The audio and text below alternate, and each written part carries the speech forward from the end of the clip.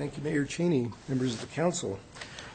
This was one of the more interesting and contentious bits of legislation to come through planning and zoning in quite some while. We took it up back in May and held a series of 5 workshops that were attended by members of the community, members of the business community, who provided input to the way we crafted the ordinance language.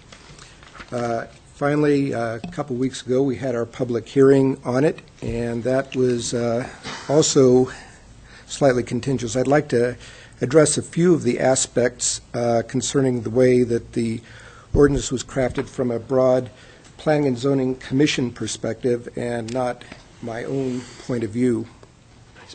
We looked through it and, based partly on the recommendation of staff, decided that a great many of the requirements for studies were no longer required. When this ordinance was first passed back in 2005, Moscow was without any kind of ordinance concerning large-scale retail. Anybody could move in and do anything anywhere. So an ordinance was quickly constructed and then subsequently modified twice, and then again this time. And with any piece of ordinance, it never comes out perfectly the first time out the gate. You go back, you tweak it, you rework it, you see new ideas, and you keep going at it until hopefully something fits that stays for longer than a couple years at a time. Getting rid of the economic impact analysis, the noise analysis, the construction permit aspect of things, the notice to other taxing entities, and the comprehensive plan impact, they went away with no whisper of problem from anyone on the commission. That went along very nicely. The design review section generated some controversy and some chatting. The commission felt that with the review of the design manual and the compliance of the developer with the design manual, that instead of going through the Board of Adjustment to hear that the commission felt that it was better staying with planning and zoning due to the commission's familiarity with the strictures of the design manual and the intent of what the design manual is all about. So that's where that came from. So instead of sending it over to the Board of Adjustment, we felt that it was better staying with planning and zoning because the way it's written, we sort of put the manual together, and I don't know, maybe like a parent and their child would like to hold that a little tighter. The site adaptability was an idea that came forth from Nils Peterson, and it concerns the giving a little bit of thought at the beginning of a large-scale development instead of later on to site the buildings so that should things go wrong, not inviting disaster, but should it change, can roads be constructed through and construct and maintain something resembling a street grid? So not necessarily dictating where a developer puts buildings or how they construct it, but just with a little forethought about how the site is laid out. It can save a lot of problems later on of, say, a building that's sited where a road would naturally want to go through the site. You know, just move it over to the side a little bit to the extent possible. I don't think it's anything completely inflexible or rigid, but it's something that would be useful later on and perhaps even advantageous to the developer by being able to put a road through the site should they decide to use some pads to produce other businesses out there, make access easier and more convenient for everyone. The compliance review was our way of ensuring that there was some flexibility. So in the case that Bill mentioned of Walmart in its current expansion, there would have been a requirement to put a public space behind the building. And as everybody knows who's looked at that site, there's no way that a public space could be usably placed behind that building. So with a little design review and flexibility, it was put around to the front where it's much more advantageously placed for the members of the community to actually use. The most contentious item came up relative to the public hearing and conditional use permitting of large-scale retail enterprises over 90,000 square feet. It was a point of philosophical loggerheads, really. Some of the commission members supported public input due to the size and impact of large-scale retail, and wanted to have public hearings be maintained for large-scale retail enterprises over 90,000 square feet. And some of them wanted it clear down to 40,000 square feet.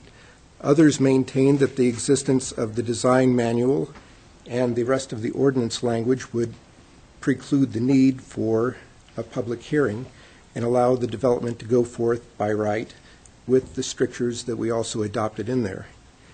After a lengthy and very heartfelt public hearing process, the Commission came down with a bit of a compromise that indicated that at 90,000 square feet, due to the scale of the development, a public hearing should be had to allow the public to provide input. And that is what we passed on to the City Council and what you see here tonight. Thank you, Art, for that report and for the good work of yourself and your fellow commissioners. Are you willing to field some questions from the council if they have any? Wowzers, no questions. Councilmember Stan. Art, so the adaptability standards, has more to do with the entire site than the building itself. Yeah. For example, the East Side Marketplace was held up as a bit of an example where that it's laid out almost perfectly should the need for redevelopment occur, because the way it's designed now, you have a nice road cutting across the front of the mall now that attaches neatly to the sides. It's almost like a small street grid already, and that was held up as an example of somebody who developed the site and did it right for future redevelopment, because you have your accessory pads, the restaurants, down on the west side, and they would be on one side of the road, the mall property, and it's almost like just a regular street front with parking on either side. So that's an example of something that we envisioned as saying, yeah, think about it a little bit before you start putting down concrete and bricks, and make life a lot easier in the long run. In fact, it might even be advantageous to the developer to do so. So that's what that part was all about.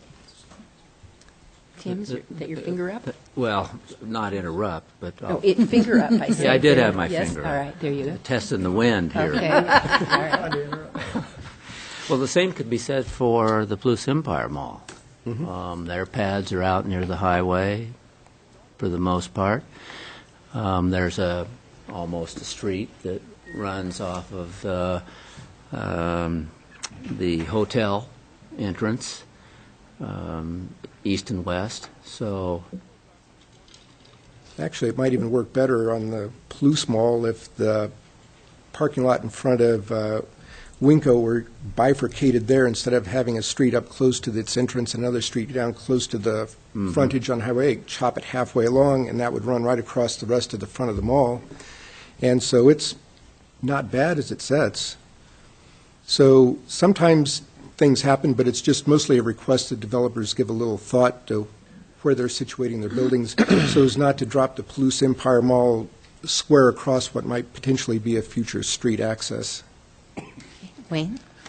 This goes along with the discussion with Art, but probably this question would have to go to Bill, and it has to do with this site adaptability, and we're talking about the Palouse Empire Mall and the East Side Marketplace that already have what could be converted into streets.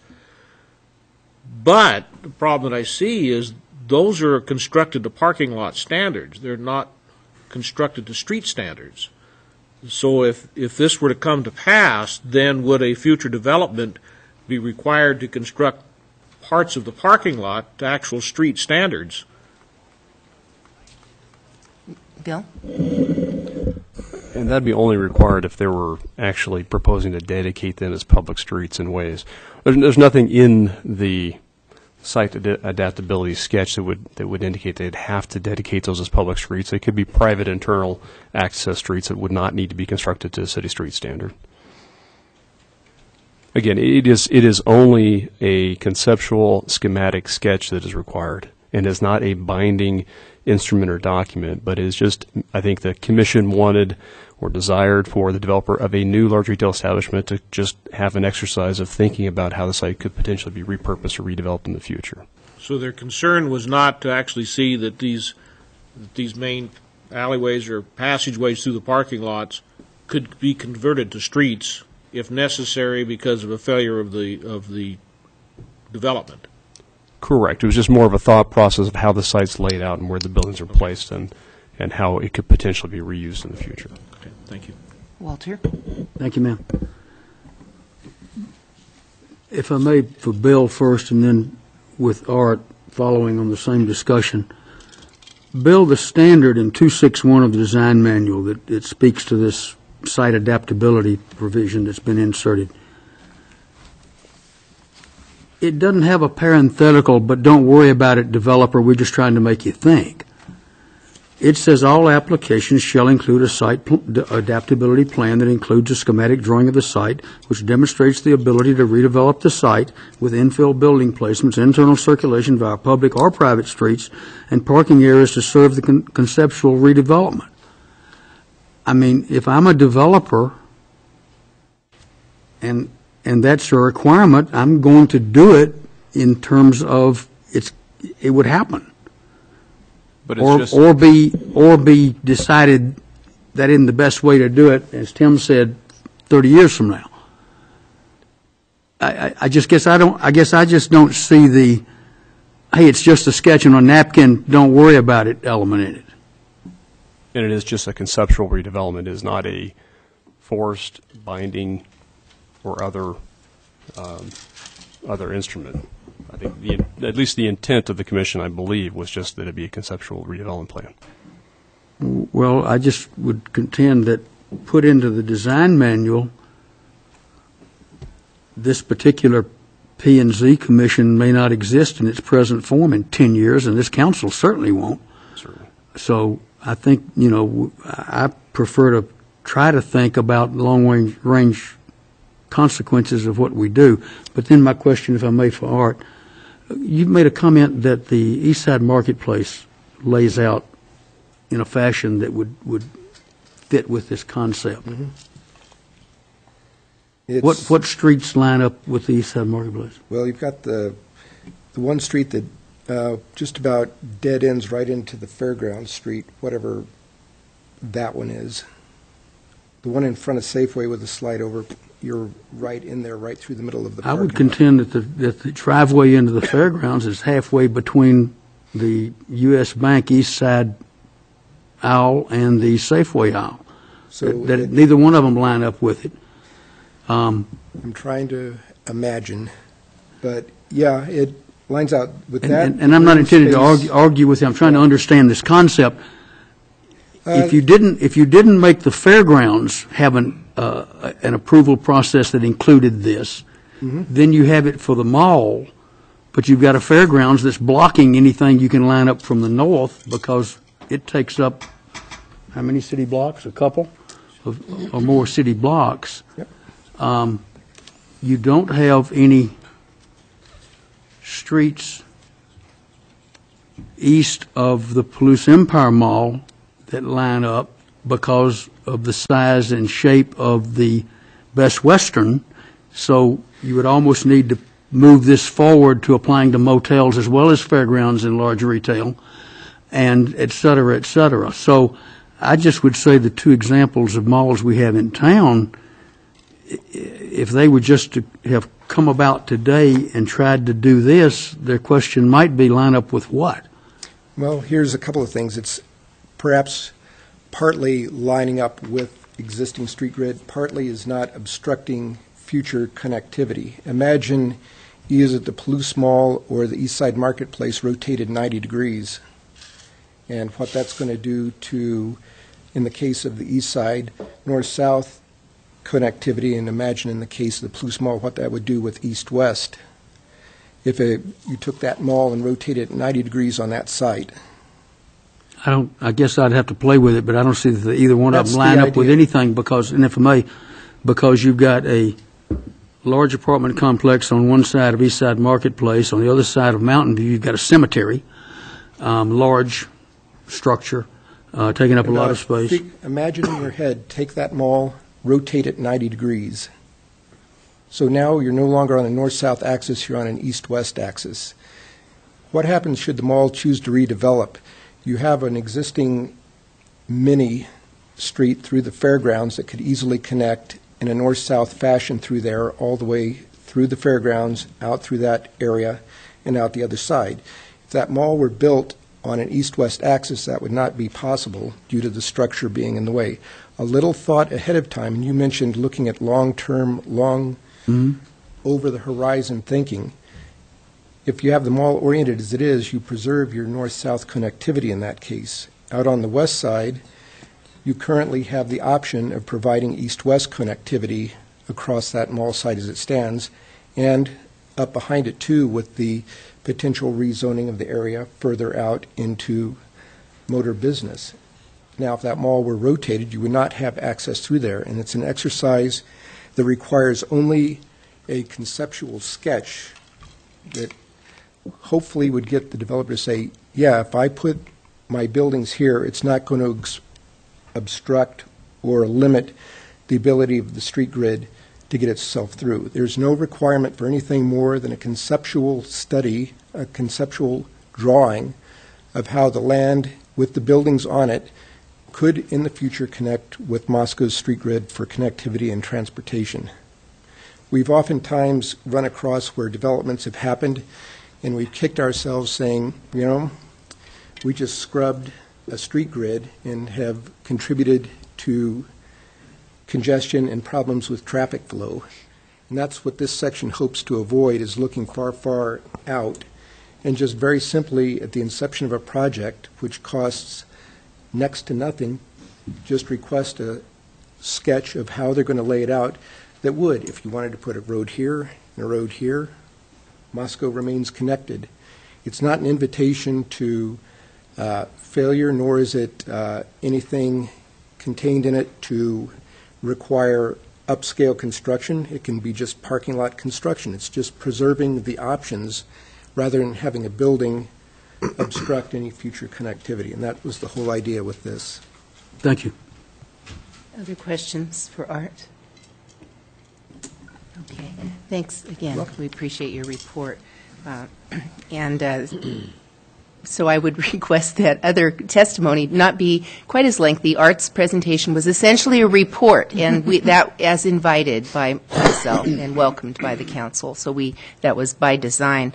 I do want to acknowledge that we also received emails. The council and I and city staff, including our clerk, received an email today from let's see, Joanne Munita, representing herself and her husband, Paul Munita, and we received a copy of a letter dated September 19th from the Greater Moscow Alliance, and I see some of the board members here this evening.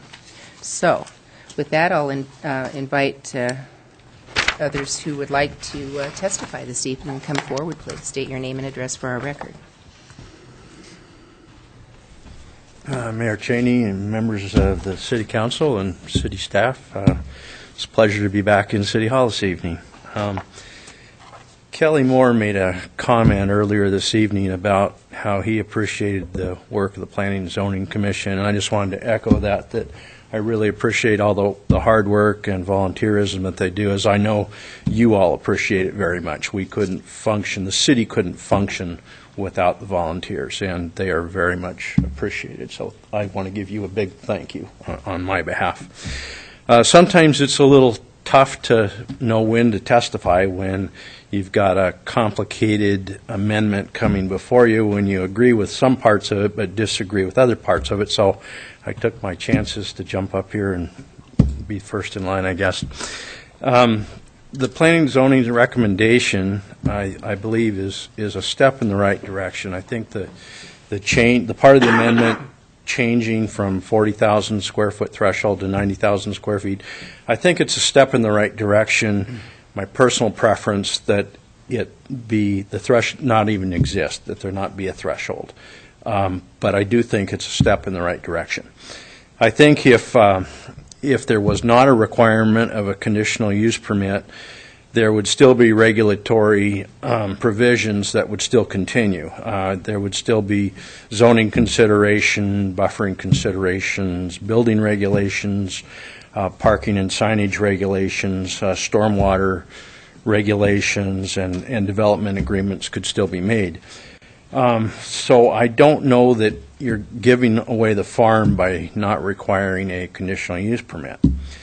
I think that by not requiring a conditional use permit and by having it as a permitted use, I think the process would be streamlined. I think when a developer comes to town and they have everything lined out in front of them so that there's no question on what the regulations are or what the conditions are ahead of time without the unknown of a conditional use permit or a special use permit, I think that's a plus, that they know what to expect. Part of the amendments that I am in favor of also are there's some of the studies that were recommended to be eliminated, and I definitely agree with those. I think that they were overboard in the current ordinance, and we definitely have to think about what we really want and what we expect from a developer.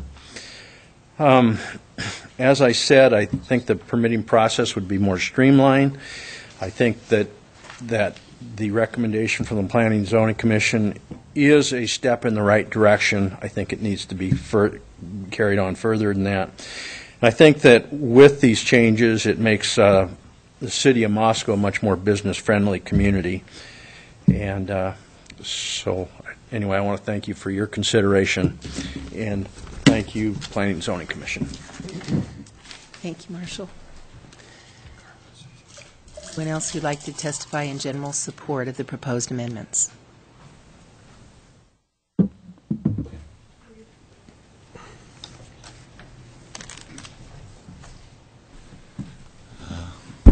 Mayor Cheney and members of council, my name is Bill Morshak. I live at 201 South Roosevelt here in Moscow.